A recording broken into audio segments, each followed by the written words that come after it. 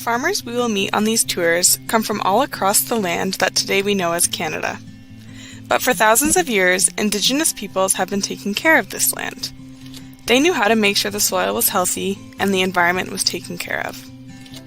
We rely on the land to grow food for us to eat. It's important that we take care of the land so it can nourish us. That's why we want to learn from the Indigenous people's wisdom and ways of caring for the planet.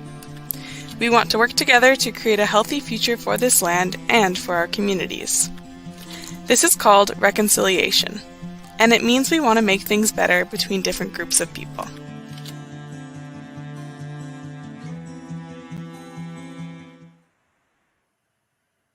Hello everyone, and welcome back to the Great Canadian Farm Tour.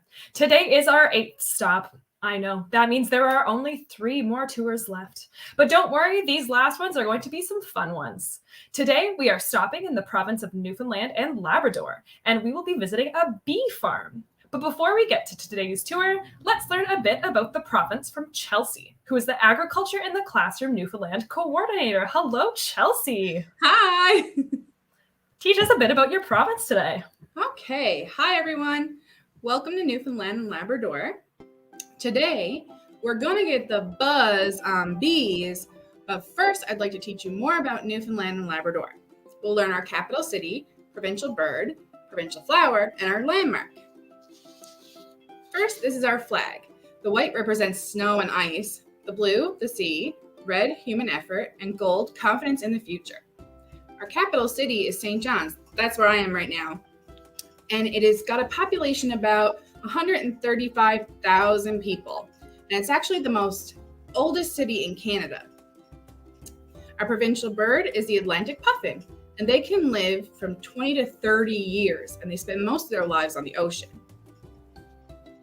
Our provincial plant is called the pitcher plant, and that's because it can hold water just like a pitcher. And actually, it's one of the only plants, like the Venus flytrap, that eats insects. So it's carnivorous. So our national landmark is Grosemore National Park. It's full of mountains, beaches, bogs, forests, and cliffs. And we're going to thank you for joining us today.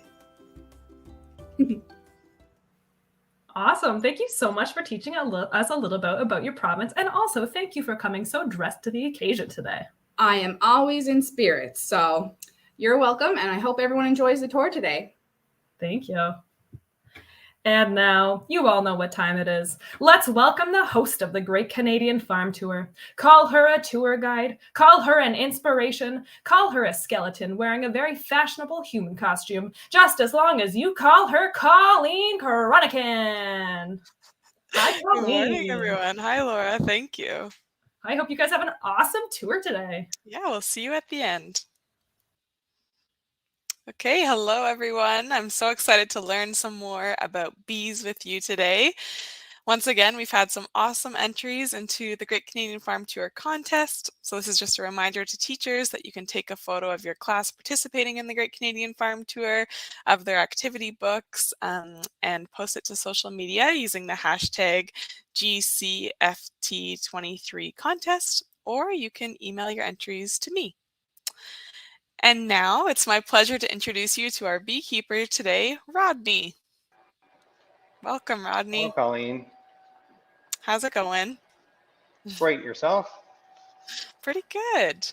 Yeah, just really excited to learn more about bees from you today, Rodney. We've heard about bees on a lot of other farm tours, like our greenhouse tour and our grain tour the other day. But yeah, just a reminder to teachers that we'll get to ask Rodney lots of questions today. So have your students tell you any questions that they have, and you can write a comment on YouTube, and hopefully we'll get Rodney to answer it.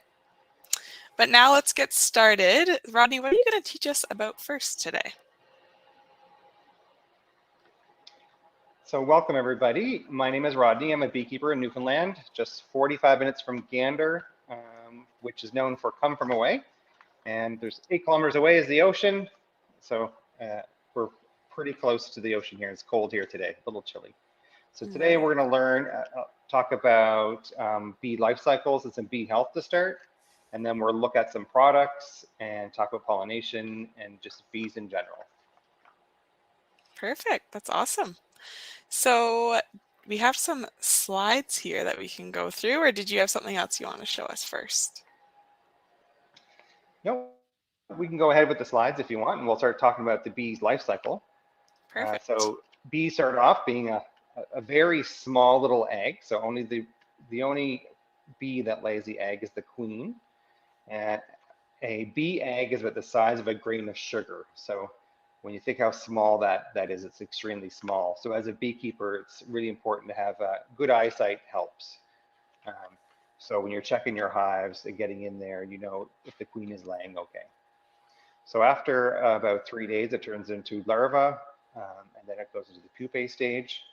So like a worker bee, for example, takes about 21 days before she hatches. And then a drone bee would be 24 days, but a queen bee is only 16 days.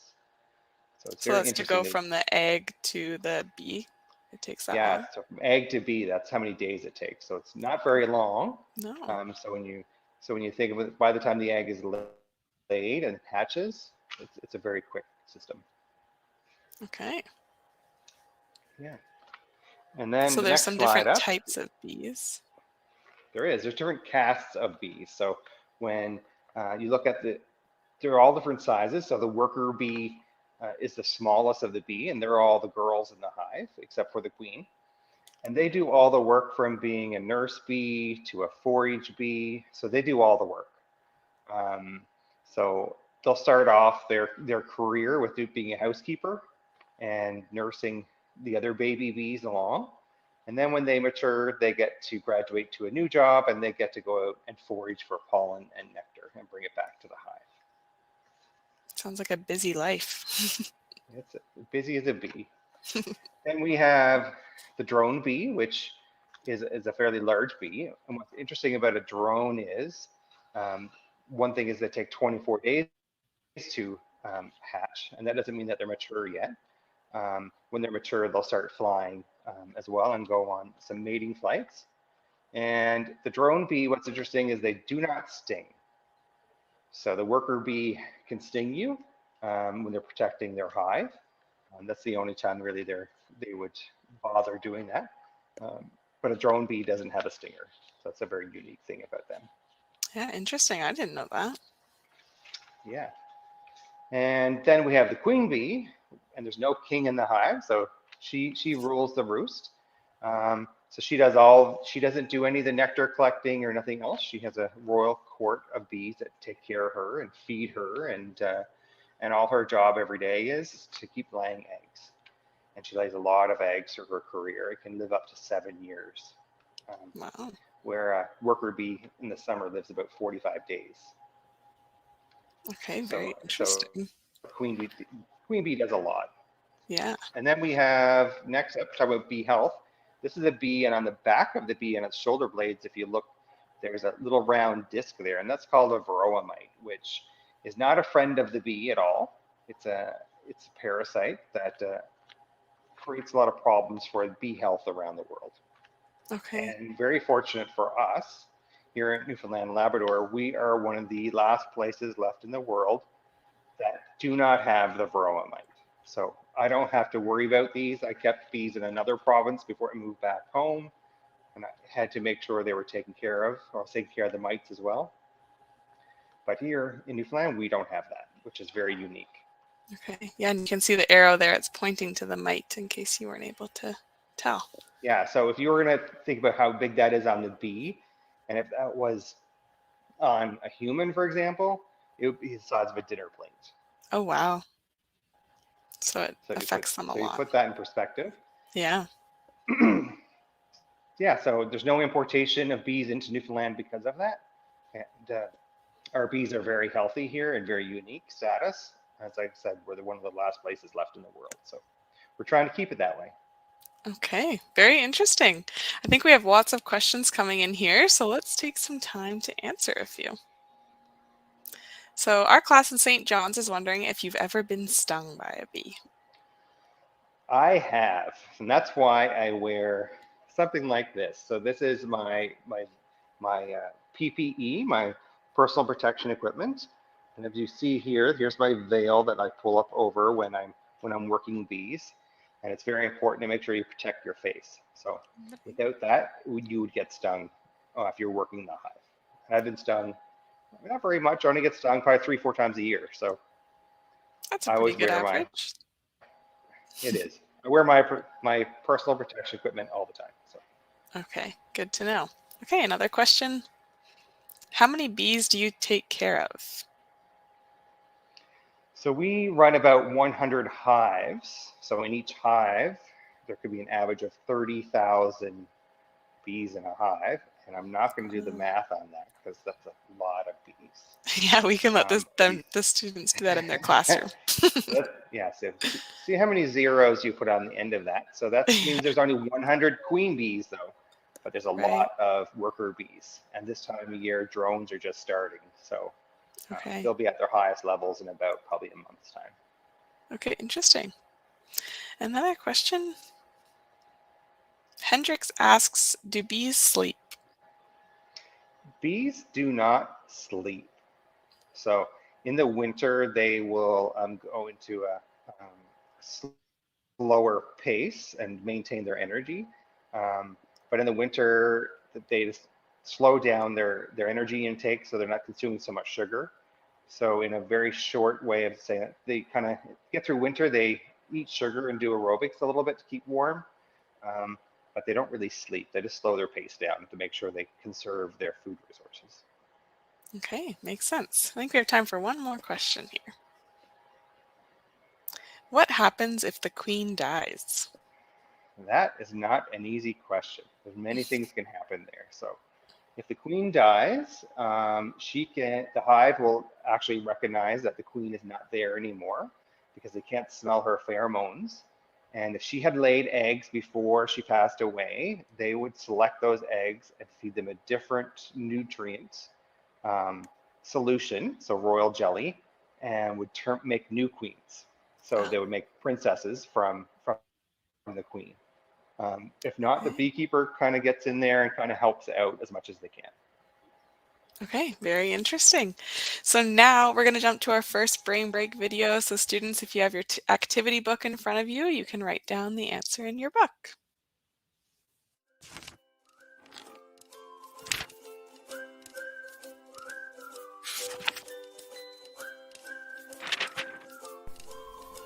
Did you know bees have two stomachs? One is for eating, and the other is to store nectar and bring it back to the hive.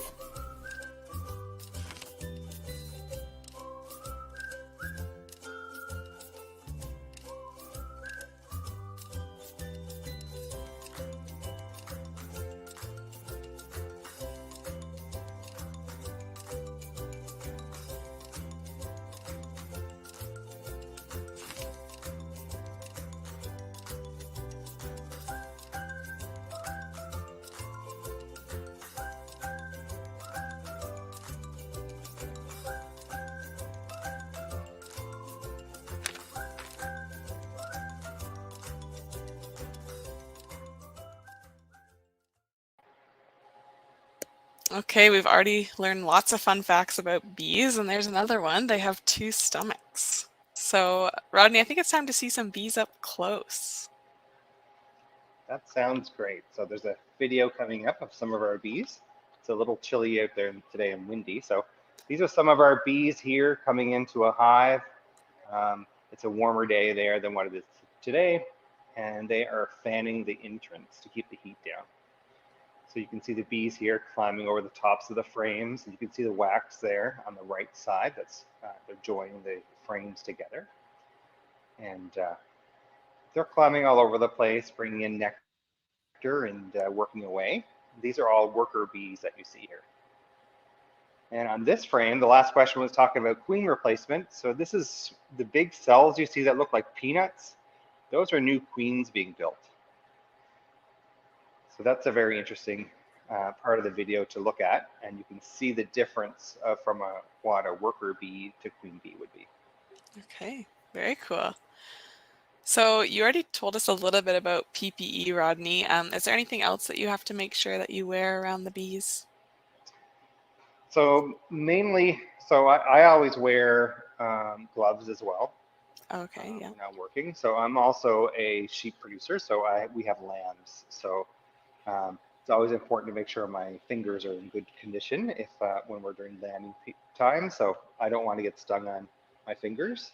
So I wear gloves pretty much, especially this time of year when I'm busy in the barn as well. So Right. That makes sense.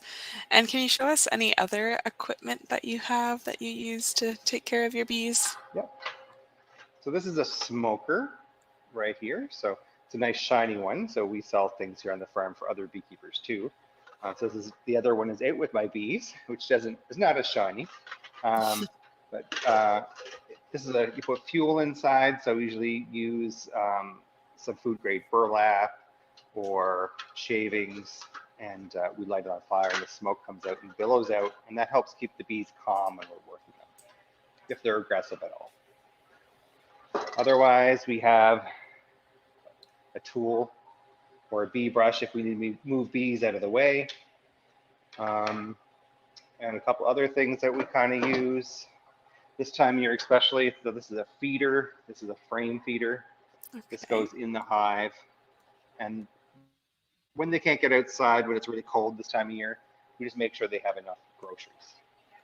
Oh, so you can put food in there for them to eat Yeah, so and to we'll bring make them. a sugar syrup and we'll put that in Ah, there for them.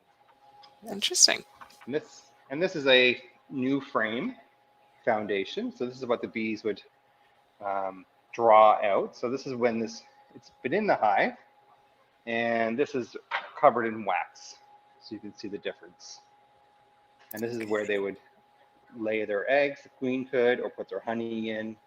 And there's nothing in this one. This one will be going back in the hive very soon. Okay, very interesting. So now I think we have some time for some more questions, if that sounds good to you, Rodney. Sure.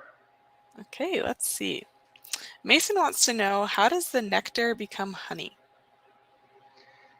Great question, Mason. So the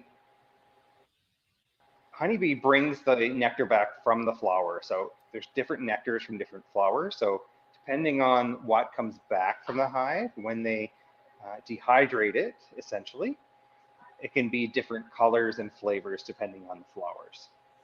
So in the video that I showed, and all the bees were in front of the hive and they were fanning the hive in the front, that was trying to get the heat through the hive and the airflow, and that helps dry it out. So they'll fan the comb. All the bees will get on there, create heat, and fan, and will reduce to a certain amount of moisture. And when that's done, you end up with honey like this. Okay, very cool. So they try and get the water out of the nectar They, to make they it. do, yes. Yep. Okay, good question, Mason. Another one here. Is it fun working with bees? It certainly is. So it's a very, very relaxing time. So when we're busy on the farm, now when you manage a lot of hives, it's a lot more work than some people may want to do. But during a time when I want to have a little break, I usually go to the hive and just hang out in the apiary and just watch the bees, let them do the work, and it's a very relaxing time. And every hive is very unique, so we manage them generally all the same, but they're all individuals as well. So no two hives are alike. Okay, very good to know. And we have time for one more question here. Why do hives need a queen bee? From Kenley. So great question again. Is essentially the hive needs some direction. So that's the queen's role. So she provides them with all what they need for the next generation. Um, so she doesn't go out and collect nectar or anything like that because it would be very risky for her to leave the hive. So when she's a young queen, she'll leave the hive, but she'll come back home and she'll stay there unless she has to leave. If their hive is so strong, then they'll start a new community and they'll swarm. So other than that, she basically stays in the hive, and she is the life of the hive. Without her, the hive won't exist. Okay, Very good to know. It sounds like she has lots of jobs she needs to do as well. She does. It's all about security and helping for the next generation is what she does. Okay, good to know. So now it's time for our second brain break video. So students, listen closely so you can write the answer down in your activity book.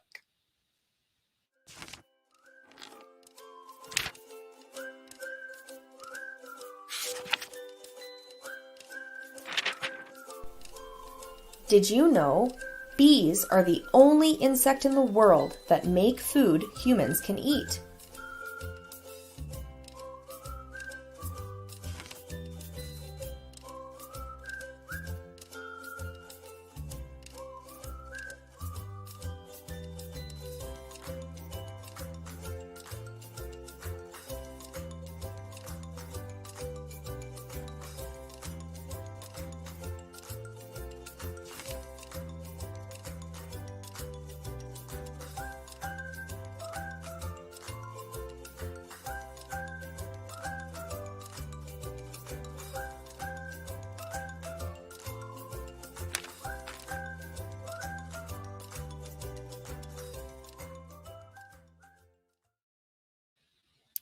Okay, it's time for today's mystery word. So today's mystery word is around. You can put this word in your passport, the last page in your activity book, beside Newfoundland and Labrador's flag. And hopefully we're getting close to completing the full mystery sentence. Okay, Rodney, we learned in our last brain break that bees can make food that humans can eat, and there was a question that alluded to what they make. So what can you teach us about honey? So honey can be used for many different things, and it's the only, as you stated, it's the only food made by an insect that we consume, which is very unique. And it has a lot of good health properties, especially raw honey, which that's actually what we sell here on our farm, which has all the natural antibodies uh, from the bees as well. And bee honey doesn't go bad either, so even when it crystallizes, so honey will crystallize if it gets cold or different floral sources, for example, like goldenrod honey will crystallize quicker than some other. Some of the most common honeys is white clover honey, which is very popular, and it's a lighter color honey than others. So, and it brings different flavors depending on what it came from. Cool. Yeah, I didn't know that the honey tastes different based on where they get the nectar from. So that's really interesting. Yeah. So our honey is very much like caramel flavor, almost. That's what our customers tell us. That sounds very yummy. I think we have a video here just so we can learn a bit more about pollination and see the bees getting their nectar. Yeah. So if you see here, yeah. So this is a different flower here as well. This is a cone flower you see in here now. So another nectar source that the bees really like. It's a wildflower. This is goldenrod. There's a lot of different varieties of goldenrod. They all don't provide good nectar sources, but some do. And the bees really like this flower, and we have a lot of that here in our area. Our bees forage all different wildflowers here on our farm, and they share the pastures with the sheep and the cows and our alpacas, and our guardian dogs as well. So you can see here the bees are heading into the hive and through the lower entrance, and they're bringing back their nectar to put into the cells and dehydrate it. So you can see it can be really busy time of years. They're probably getting all the stores in for winter because they're always preparing all the time, busy working away. And these are bees that are on a hive. So on the top of the frame, you see that's capped. That's capped honey where the wax is.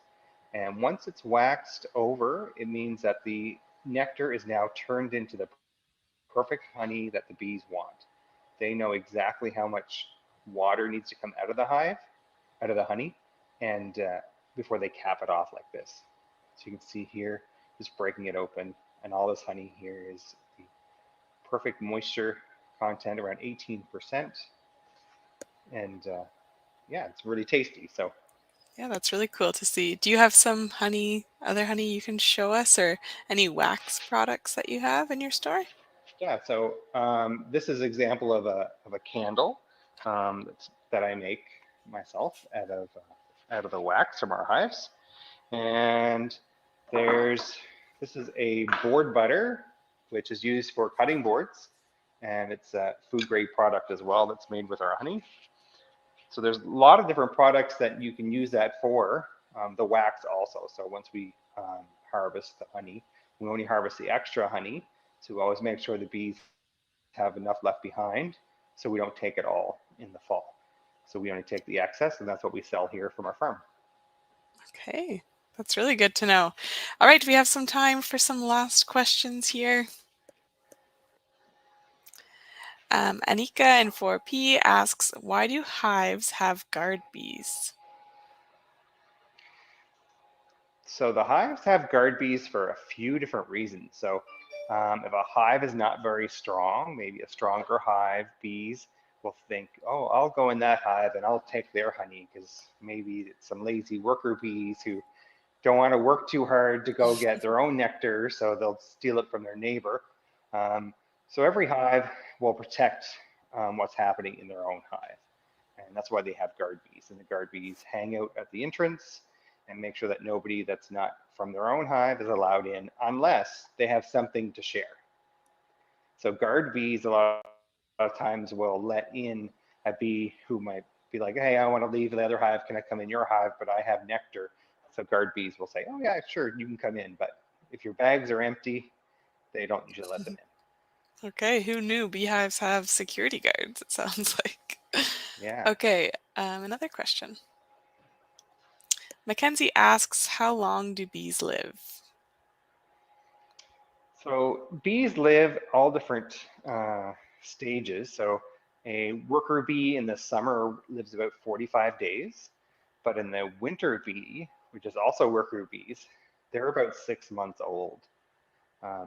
So the bees that go in the fall, probably late October, November, those bees live until around now before they are replaced with younger bees.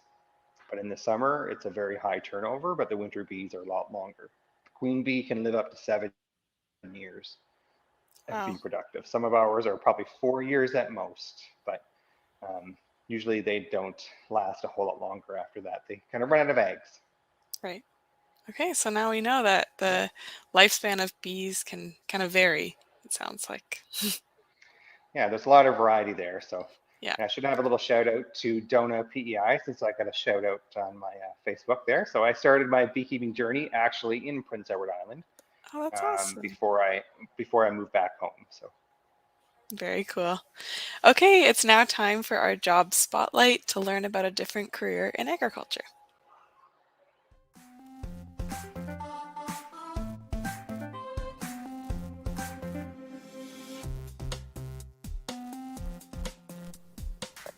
Journalists find interesting stories and then conduct interviews to gather more information. Then they write stories from the facts they have found. They spend a lot of time proofreading their work to make sure it is true and has no spelling and grammar mistakes.